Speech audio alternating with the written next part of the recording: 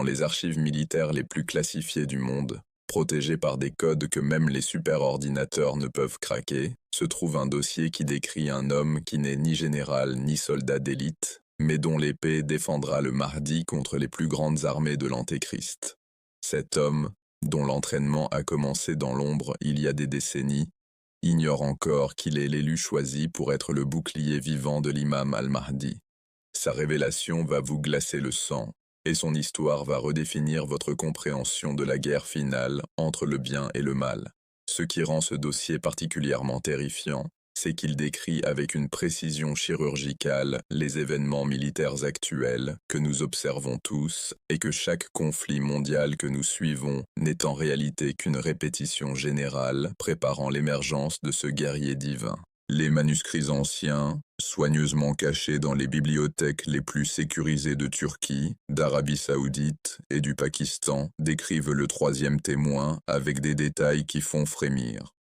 Contrairement au premier témoin dont le rôle était spirituel et au second dont la mission était pratique, le troisième témoin sera un guerrier, un protecteur, un stratège militaire. Il possédera des compétences martiales exceptionnelles, peut-être en arts martiaux, en stratégie militaire, en contre-terrorisme ou en protection rapprochée, qui seront cruciales pour protéger le Mahdi des forces de l'Antéchrist. Sa particularité la plus frappante sera sa capacité à discerner les menaces invisibles et à contrer les attaques surnaturelles.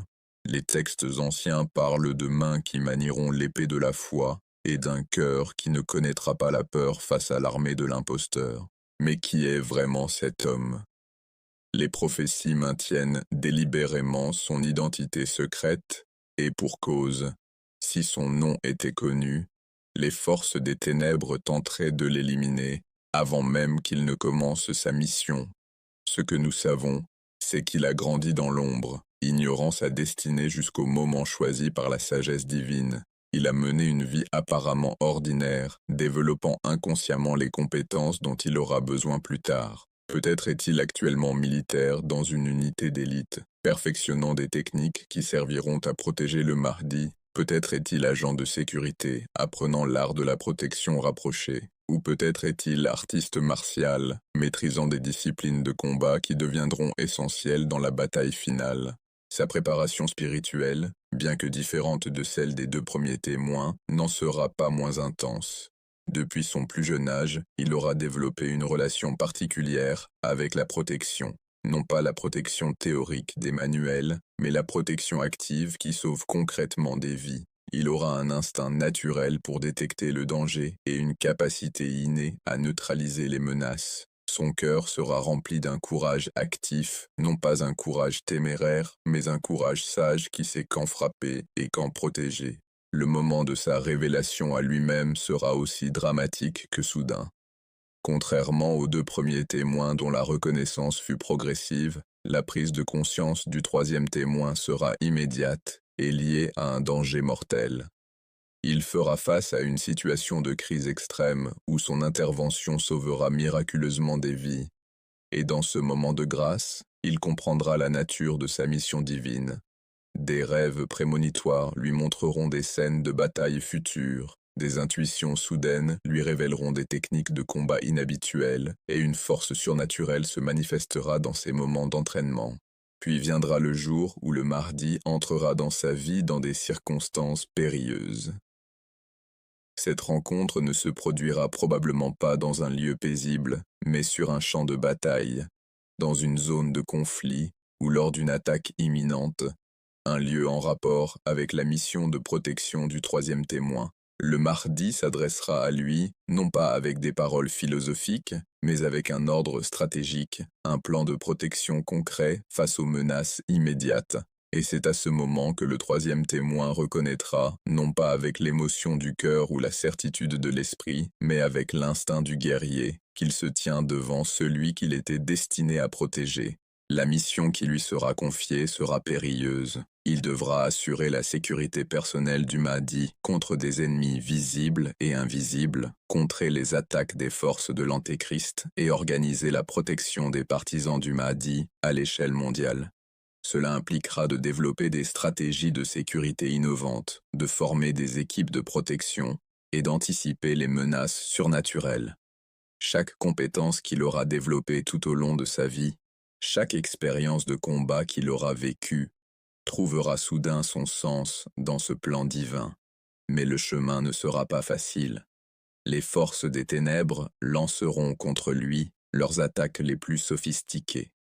Le troisième témoin devra faire face à des ennemis humains et djinns, à des technologies avancées et à la magie noire et même à la trahison de proches. Ce sera sa foi inébranlable, son courage à toute épreuve et sa confiance en la protection divine qui lui permettront de surmonter ces obstacles.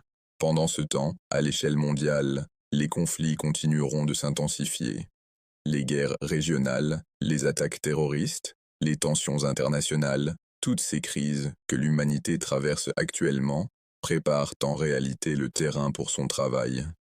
Chaque escalation de violence affine ses instincts de guerrier, chaque situation de danger aiguise ses réflexes de protection, chaque acte de lâcheté renforce sa détermination à défendre la justice. Le troisième témoin arrivera donc au moment où le monde sera à la fois le plus dangereux et le plus besoin de protection. Sa première action concrète, une fois sa mission comprise, sera probablement une intervention salvatrice lors d'une attaque contre le Mahdi. Peut-être s'agira-t-il de neutraliser un sniper invisible, de contrer une attaque djinn ou de déjouer un complot d'infiltration. Peut-être s'agira-t-il de former une première équipe de protection composée de croyants aux compétences complémentaires. Peut-être s'agira-t-il d'établir les premiers protocoles de sécurité pour les déplacements du Mahdi. Ce qui est certain, c'est que son travail commencera dans l'urgence, évoluant rapidement vers une protection globale et systématique. Alors que le premier témoin apportera la légitimité spirituelle et le second témoin la faisabilité pratique, le troisième témoin apportera la sécurité opérationnelle. Ensemble, ils formeront les trois piliers indestructibles sur lesquels le Mahdi mènera sa mission de transformation mondiale. Alors que vous lisez ces lignes, le troisième témoin est peut-être en train de vivre ses derniers instants d'ignorance avant la révélation. Il se prépare sans le savoir, comme un guerrier s'entraîne pour une bataille dont il ignore l'enjeu ultime. Et quand son heure viendra, le monde découvrira que la plus grande force de protection n'est pas dans les armes les plus sophistiquées ou les technologies les plus avancées, mais dans le cœur d'un guerrier humble, guidé par la main divine. La particularité unique du troisième témoin réside dans sa capacité à opérer simultanément sur le plan physique et spirituel. Ces années d'entraînement inconscient lui ont permis de développer une perception extrasensorielle du danger. Il peut sentir une menace avant qu'elle ne se matérialise, anticiper une attaque avant qu'elle ne soit lancée, et discerner les intentions cachées derrière les apparences trompeuses. Cette capacité n'est pas le fruit du hasard, mais le résultat d'une préparation divine méticuleuse qui a commencé dès sa conception. Son éducation martiale, bien qu'apparemment conventionnelle, a toujours comporté des éléments inexplicables. Ses instructeurs ont souvent remarqué son aptitude inhabituelle à maîtriser des techniques complexes en un temps record, sa résistance physique exceptionnelle dans des conditions extrêmes et son intuition stratégique qui dépasse l'expérience normale. Certains ont attribué ces capacités à un talent naturel, sans comprendre qu'elles étaient en réalité des dons divins préparant sa mission ultime. Les épreuves personnelles qu'il a traversées, pertes, trahisons, échecs apparents, ont toutes contribué à forger le caractère dont il aura besoin pour affronter les défis à venir. Chaque déception a renforcé sa reliance à Dieu, chaque difficulté a affiné son discernement, chaque souffrance a purifié ses intentions. Le processus de sélection divine est impitoyable dans sa perfection, éliminant toute faiblesse qui pourrait compromettre la mission sacrée. La nature de sa relation avec le Mahdi sera unique parmi les trois témoins. Alors que les deux premiers partageront une connexion basée sur la reconnaissance et la collaboration, la sienne sera fondée sur le sacrifice et la protection absolue. Son engagement sera total, son dévouement sans limite, sa loyauté indéfectible. Il incarnera la dimension héroïque de la mission du Mahdi, montrant que la spiritualité la plus élevée n'exclut pas le courage martial, mais le sublime. Les signes de son émergence imminente deviennent de plus en plus visibles pour ceux qui savent les décrypter. L'augmentation des conflits asymétriques dans le monde, le développement des technologies de surveillance et de contre-surveillance, l'émergence de nouvelles formes de guerre hybride, tous ces phénomènes préparent le terrain pour son intervention. Même les progrès en intelligence artificielle et en cybersécurité contribuent involontairement à créer l'environnement où ses compétences uniques pourront s'exprimer pleinement. Sa mission ne se limitera pas à la protection physique du Mahdi. Il devra également contrer les attaques informationnelles, déjouer les complots médiatiques et protéger la réputation du guide divin contre les campagnes de diffamation. Dans un monde saturé d'informations, sa capacité à discerner la vérité derrière les apparences sera aussi cruciale que son habileté au combat. Le moment le plus critique de sa préparation approche rapidement. Les forces de l'Antéchrist, conscientes de son existence bien qu'ignorant son identité, intensifient leurs recherches pour l'éliminer avant qu'il ne puisse accomplir sa mission. La bataille pour son âme a déjà commencé dans les dimensions invisibles, et chaque jour qui passe rapproche le moment de la confrontation finale. Quand l'heure de la révélation sonnera, ce ne sera pas dans le calme d'une mosquée ou le silence d'un bureau, mais dans le fracas des armes et le chaos d'un monde en crise. Le guerrier émergera des ténèbres comme une lumière d'espoir, son épée levée non pour conquérir mais pour protéger, son cœur armé non de haine mais d'amour pour celui qu'il est destiné à sauver. Et dans ce moment de vérité, le monde comprendra que le plus grand guerrier n'est pas celui qui cherche la gloire ou la puissance, mais celui qui se fait humble serviteur de la justice divine, ready à donner sa vie pour protéger la lumière contre les ténèbres. La nuit était épaisse sur la ville endormie quand le troisième témoin sentit pour la première fois l'appel irrésistible qui allait changer le cours de sa vie et de l'histoire. Il se réveilla en sursaut, son corps couvert de sueur froide, le cœur battant à tout rompre.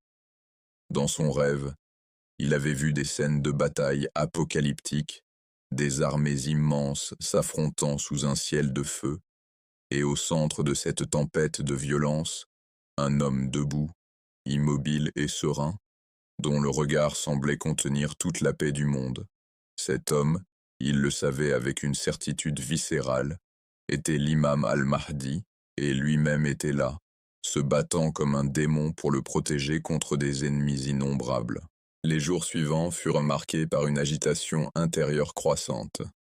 Le troisième témoin, encore ignorant de sa destinée, sentait confusément qu'un changement majeur approchait. Ses sens semblaient s'aiguiser, ses réflexes s'accélérer, sa perception du danger atteindre des niveaux quasi surnaturels. Lors d'un entraînement de routine avec son unité militaire, il anticipa une attaque surprise avec une précision telle que ses camarades en restèrent stupéfaits. Lors d'une patrouille nocturne, il détecta une embuscade plusieurs minutes avant qu'elle ne se déclenche, sauvant ainsi la vie de toute son équipe. Ces incidents, qu'il attribuait à la chance ou à l'instinct, étaient en réalité les premiers signes de l'éveil de sa mission divine. Le moment décisif survint lors d'une mission antiterroriste dans les montagnes afghanes. Son unité avait pour objectif de neutraliser un chef terroriste soupçonné de préparer une attaque majeure. Alors qu'ils approchaient de la cache de la cible, le troisième témoin sentit une présence étrange, une aura de malveillance pure qui le fit frissonner malgré son expérience du combat. Soudain, sans raison apparente, il ordonna à son équipe de faire demi-tour, contre l'avis de ses supérieurs et au mépris de tous les protocoles. Quelques minutes plus tard, toute la zone qu'ils venaient de quitter était rasée par une explosion massive. Le chef terroriste n'était pas là, c'était un piège, et seul l'instinct inexplicable du troisième témoin les avait sauvés d'une mort certaine. C'est en regagnant leur base, l'esprit encore troublé par cet événement, qu'il le vit pour la première fois. L'imam al-Mahdi se tenait au bord de la route, vêtu simplement, comme s'il les attendait. Aucun des autres soldats ne semblait le remarquer, mais pour le troisième témoin, sa présence était aussi évidente que le soleil en plein jour. Leurs regards se croisèrent, et dans cet instant suspendu hors du temps, tout devint clair. Il savait qui était cet homme. Il comprenait pourquoi il avait été préparé toute sa vie, et il acceptait sans hésitation la mission qui lui était destinée. « Tu m'as reconnu, » dit le Mahdi, sa voix portant une autorité tranquille qui calma instantanément la tempête intérieure du guerrier. « Ton heure est venue. Les forces de l'imposteur se rassemblent, et j'ai besoin de ton épée pour protéger la lumière. » La première mission de protection fut immédiate et terrifiante. Alors qu'il parlait, une escouade de mercenaires, visiblement envoyés par les forces de l'Antéchrist, surgit de nulle part, leurs armes braquées sur le Mahdi. Le troisième témoin réagit avec une rapidité foudroyante, dégainant son arme et se plaçant devant le guide divin avec un instinct protecteur si pur qu'il semblait presque surnaturel. Ce qui suivit fut un ballet de mort et de protection, où le guerrier démontra toute l'étendue des compétences que la Providence lui avait accordées. Chaque mouvement était parfait, chaque balle trouvait sa cible, chaque esquive anticipait l'attaque suivante. Le troisième témoin ne combattait pas avec la rage aveugle du soldat, mais avec la précision calme du gardien divin. Il voyait les trajectoires des balles avant qu'elles ne soient tirées, anticipait les mouvements de ses ennemis avant qu'ils ne les initient, et neutralisait chaque menace avec une économie de gestes qui tenait du miracle.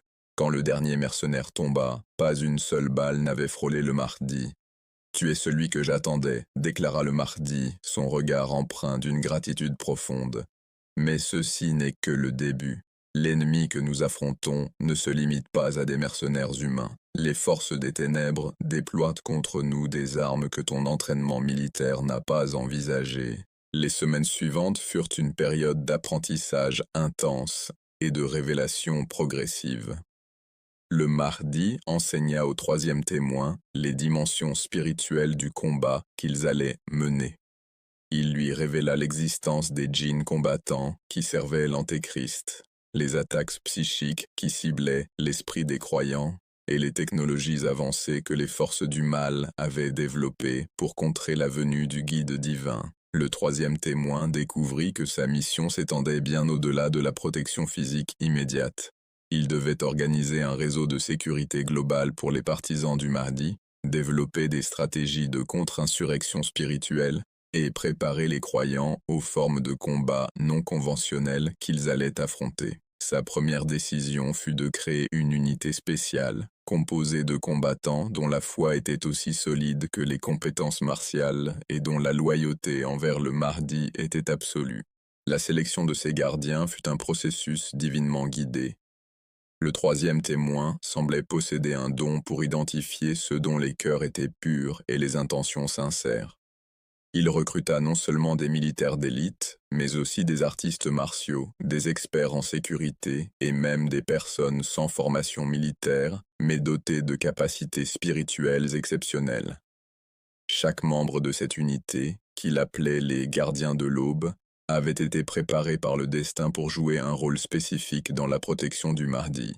L'entraînement qu'il leur fit subir était unique, combinant techniques de combat modernes et méthodes de protection ancestrale, stratégie militaire conventionnelle et tactiques de guerre spirituelle. Il leur apprit à discerner les attaques physiques des assauts énergétiques, à se protéger contre les influences démoniaques et à utiliser leur foi comme une arme aussi réelle que leur fusil d'assaut. La première grande épreuve de cette unité survint lors d'une tentative d'assassinat contre le Mahdi pendant un rassemblement public. Les assaillants utilisèrent une combinaison de technologies furtives et de magie noire pour approcher leur cible, rendant leur détection presque impossible pour les systèmes de sécurité conventionnels. Mais les gardiens de l'aube, guidés par la perception spirituelle que le troisième témoin leur avait enseignée, déjouèrent l'attaque avec une efficacité qui laissa les experts en sécurité perplexes. Cet incident marqua un tournant dans la mission du troisième témoin. Il comprit que la bataille qu'ils menèrent se déroulait simultanément sur plusieurs plans de réalité, et que la victoire nécessiterait une approche holistique de la protection.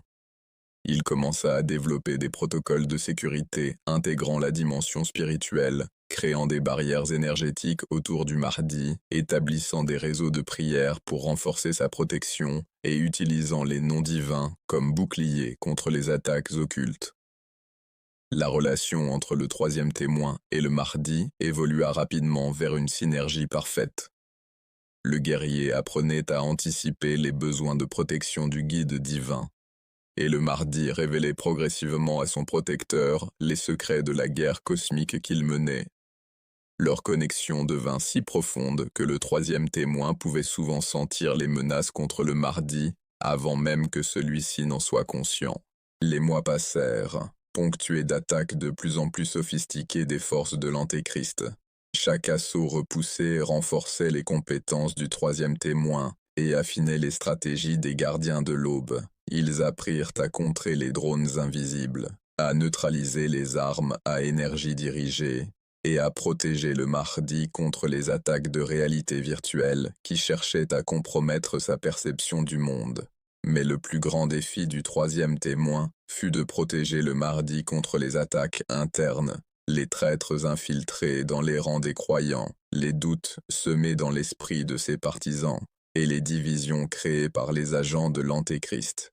Il développa des méthodes de détection de la tromperie basées sur l'observation des micro-expressions, l'analyse de la cohérence énergétique et la sensibilité aux dissonances spirituelles. Un jour particulièrement critique, le troisième témoin déjoua un complot visant à empoisonner le Mahdi lors d'un repas communautaire. L'empoisonneur était un partisan de longue date, corrompu par les promesses des forces des ténèbres. La détection de cette trahison nécessita toute la perspicacité que le guerrier avait développée, et son intervention prévint une catastrophe qui aurait pu compromettre toute la mission du Mahdi. Alors que la menace contre le guide divin s'intensifiait, le troisième témoin commença à recevoir des visions de plus en plus précises de la bataille finale à venir. Il voyait des armées immenses s'affrontant dans une plaine désolée, des créatures des ténèbres combattant aux côtés des humains corrompus, et au centre de cette tempête, le Mahdi debout, protégé par un cercle de lumière que lui-même, le troisième témoin, maintenait contre toutes les attaques. Ces visions n'étaient pas de simples rêves, mais des informations stratégiques cruciales. Elles lui permirent de préparer ses gardiens de l'aube aux formes de combat qu'il rencontrerait, de développer des armes capables d'affecter les entités démoniaques et d'établir des protocoles pour maintenir la protection du Mahdi dans les conditions les plus extrêmes. Le moment de vérité approchait rapidement. Les signes annonciateurs de l'apparition de l'Antéchrist se multipliaient dans le monde, et avec eux, les attaques contre le Mahdi gagnaient en intensité et en sophistication. Le troisième témoin sentait dans son être tout entier que la grande bataille était imminente et que son rôle de protecteur allait être mis à l'épreuve ultime. Dans les moments de calme rares entre les attaques, il méditait sur le paradoxe de sa mission. Lui, le guerrier formé pour tuer, était devenu le gardien de la vie la plus précieuse de l'univers. Chaque compétence martiale qu'il avait acquise, chaque technique de combat qu'il avait maîtrisée, trouvait maintenant son accomplissement dans la protection plutôt que dans la destruction. La nuit avant la bataille qu'il savait décisive, le troisième témoin eut une vision particulièrement claire. Il vit l'Antéchrist en personne dirigeant ses armées et comprit que la protection du Mahdi nécessiterait plus que des compétences martiales, elle exigerait le sacrifice ultime de sa part. Et dans son cœur de guerrier, il accepta cette possibilité sans hésitation, sachant que donner sa vie pour protéger la lumière divine était l'honneur le plus grand qui puisse être accordé à un soldat. Quand l'aube se leva sur le jour de la confrontation finale, le troisième témoin se tenait aux côtés du Mahdi, son épée spirituelle et physique prête au combat, son cœur purifié par l'acceptation de son destin, son esprit focalisé sur la mission sacrée qui lui avait été confiée. La bataille qui allait commencer serait la plus terrible de l'histoire humaine, mais il était prêt à remplir son rôle jusqu'au bout, sachant qu'il était le bouclier vivant choisi par Dieu pour protéger son dernier guide sur terre. L'air était lourd d'une tension pré-apocalyptique quand le troisième témoin se réveilla ce matin fatidique. Le soleil peinait à percer les nuages épais qui semblaient peser sur la terre comme un linceul. Depuis sa fenêtre, il pouvait sentir l'odeur du soufre et de la peur qui montait des rues désertes. Quelque chose d'immense se préparait, quelque chose qui allait sceller le destin de l'humanité pour les millénaires à venir. Il se tourna vers l'imam al-Mahdi, qui priait silencieusement dans un coin de la pièce, son visage irradiant une paix surnaturelle qui contrastait violemment avec la tempête qui grondait à l'extérieur. « Le moment est venu, dit le Mahdi sans ouvrir les yeux.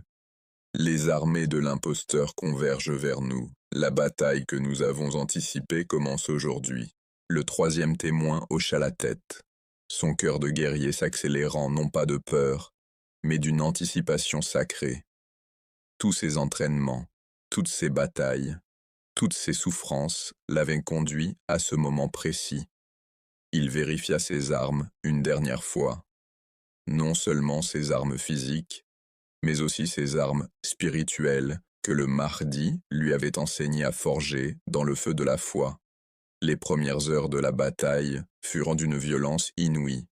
Les forces de l'Antéchrist attaquèrent avec une coordination diabolique, combinant technologie de pointe et magie noire dans un assaut qui défiait toutes les conventions de la guerre moderne. Des drones invisibles au radar traversaient le ciel, lançant des projectiles qui ne causaient pas seulement des dommages physiques, mais corrompaient aussi l'âme de ceux qu'ils touchaient. Des soldats possédés par des entités démoniaques chargeaient avec une force surhumaine, leurs yeux brillant d'une lueur infernale. Le troisième témoin dirigea la défense avec une maîtrise qui tenait du miracle. Chaque ordre qu'il donnait était parfaitement adapté à la situation. Chaque mouvement de ses troupes contrait exactement l'attaque ennemie. Il semblait anticiper les stratégies de l'adversaire avant même qu'elles ne soient mises en œuvre, comme s'il avait accès au plan de bataille divin lui-même. Au cœur du chaos, il maintenait un périmètre de protection impénétrable autour du Mahdi. Aucune balle, aucun sortilège, aucune créature des ténèbres ne pouvait franchir le cercle de lumière qu'il avait établi. Les gardiens de l'aube, inspirés par son courage et guidés par sa stratégie, se battaient avec une férocité et une foi qui semblaient décupler leur force. Mais l'Antéchrist avait gardé ses armes les plus terrifiantes pour la phase suivante de la bataille. Soudain, le ciel s'obscurcit complètement, plongeant le champ de bataille dans une pénombre surnaturelle. Des créatures cauchemardesques, mi-humaines, mi-démoniaques, émergèrent des ombres, leurs cris perçant l'âme des combattants les plus courageux. La peur, tangible et corrosive, commença à saper le moral des défenseurs. C'est alors que le troisième témoin démontra la pleine mesure de sa préparation divine. Il s'avança devant ses troupes, son épée levée vers le ciel obscur, et commença à réciter les noms divins que le Mahdi lui avait enseignés. Alors qu'il prononçait chaque nom, son arme se mit à briller d'une lumière pure et intense, repoussant les ténèbres et faisant reculer les créatures démoniaques avec des hurlements de douleur. « Gardien de l'aube !» cria-t-il, sa voix portant au-dessus du vacarme de la bataille. « Souvenez-vous pourquoi vous vous battez. Vous ne défendez pas seulement un homme, vous défendez l'espoir de l'humanité entière. Chaque coup que vous portez est une prière. Chaque blessure que vous recevez est un témoignage de votre foi. » Ces paroles eurent un effet électrisant sur les combattants. La peur qui les avait paralysés se transforma en une détermination farouche. Ils se ruèrent à nouveau au combat, leurs armes maintenant imprégnées de la même lumière divine que celle de leur chef. La bataille fit rage pendant des heures, puis des jours. Le troisième témoin ne dormait pas, ne mangeait pas, ne se reposait pas. Son corps était poussé au-delà des limites humaines, soutenu uniquement par sa mission sacrée et la guidance divine. Chaque fois qu'il semblait sur le point de succomber à la fatigue, une nouvelle force l'envahissait, lui permettant de continuer le combat. Le point culminant de la bataille survint lorsque l'Antéchrist en personne apparut sur le champ de bataille. Sa présence était si terrifiante que même les plus braves des gardiens de l'aube sentirent leur courage vaciller. Il se dirigea droit vers le Mahdi, ignorant complètement les combattants qui tentèrent de l'arrêter. Le troisième témoin comprit que c'était le moment pour lequel il avait été préparé toute sa vie. Il s'interposa entre l'Antéchrist et le Mahdi, son épée levée, son regard fixe. Le combat qui s'ensuivit fut d'une nature complètement différente de tout ce qu'il avait connu auparavant. Ce n'était pas un échange de coups physiques, mais une confrontation de volonté, une bataille d'énergie spirituelle qui faisait trembler la réalité elle-même. L'Antéchrist utilisa toutes les armes de la tromperie et de la corruption. Il montra au troisième témoin des visions de ses proches souffrants, lui offrit un pouvoir illimité, tenta de semer le doute dans son cœur. Mais la foi du guerrier était inébranlable. Chaque attaque mentale se brisait contre la pureté de son intention, chaque tentation échouait face à son dévouement absolu au Mahdi. Le combat culmina dans un échange final où le troisième témoin, poussé par un amour sacrificiel pur, plongea son épée dans le cœur de l'Antéchrist. Mais la victoire eut un prix terrible. Au moment même où l'imposteur tombait, une dernière malédiction émana de lui, frappant mortellement le troisième témoin. Alors qu'il s'effondrait, le Mahdi se précipita vers lui, le prenant dans ses bras. « Tu as accompli ta mission au-delà de toute attente », murmura le guide divin, ses yeux remplis d'une tristesse et d'une gratitude immense. « Grâce à toi, la lumière triomphera. » Le troisième témoin sourit faiblement, sentant la paix divine l'envahir. « Je n'ai fait que mon devoir, » souffla-t-il. « Protéger votre lumière était l'honneur de ma vie. » Sa mort ne fut pas un moment de tristesse, mais de triomphe sacré. Alors qu'il rendait son dernier souffle, une lumière intense émana de son corps, balayant les dernières ténèbres du champ de bataille et guérissant les blessures des combattants justes. Son sacrifice avait brisé le pouvoir de l'Antéchrist et scellé la victoire des forces de la lumière. Les jours qui suivirent virent l'établissement de l'ère de justice que le Mahdi était venu instaurer. Partout dans le monde, les systèmes d'oppression s'effondrèrent, les armes se turent et les cœurs s'ouvrirent à la paix et à la compassion. La transformation que les trois témoins avaient préparée pouvait enfin s'accomplir pleinement. L'héritage du troisième témoin devint légendaire. On se souvint de lui, non pas comme d'un simple guerrier, mais comme le protecteur suprême qui avait donné sa vie pour que la lumière divine puisse illuminer le monde. Son nom fut gravé dans l'histoire aux côtés de ceux du premier et du second témoin, formant la trilogie sacrée qui avait rendu possible l'avènement de l'âge d'or. Dans les siècles qui suivirent, son exemple inspira d'innombrables générations de protecteurs et de gardiens. On enseigna aux enfants l'histoire de son courage, aux soldats les principes de sa stratégie, aux croyants la profondeur de sa foi. Son sacrifice devint le symbole ultime de l'amour qui pousse un être à donner sa vie pour ce en quoi il croit. Les armes qu'il avait utilisées, imprégnées de sa dévotion, devinrent des reliques sacrées, non pas comme objets de culte, mais comme rappel tangible de ce qu'un cœur pur peut accomplir lorsqu'il se met au service de la justice divine. Les techniques de combat qu'il avait développées furent préservées et enseignées, non pas pour faire la guerre, mais pour protéger la paix. Le plus bel hommage au troisième témoin fut peut-être l'institution des gardiens de la paix, une organisation mondiale dédiée à la protection des innocents et à la préservation de la justice. Ses membres, formés selon les principes qu'il avait établis, continuaient son œuvre en protégeant les faibles et en maintenant l'ordre juste que le Mahdi avait instauré. Des milliers d'années plus tard, quand l'humanité regardait en arrière vers cette période cruciale de son histoire, la figure du troisième témoin brillait d'un éclat particulier. On se souvenait de lui comme du guerrier qui avait compris que la plus grande force ne résidait pas dans la capacité à détruire, mais dans le courage de protéger. On célébrait en lui l'incarnation de la paradoxale vérité que dans l'économie divine, c'est souvent en donnant sa vie qu'on la gagne véritablement. Aujourd'hui, son esprit vit dans chaque personne qui se lève pour défendre la justice, dans chaque main qui protège les faibles, dans chaque cœur qui refuse de céder face à l'oppression. Sa mission continue à travers tous ceux qui comprennent que la véritable bravoure n'est pas l'absence de peur, mais la capacité d'agir avec amour et dévotion, même face au danger le plus mortel.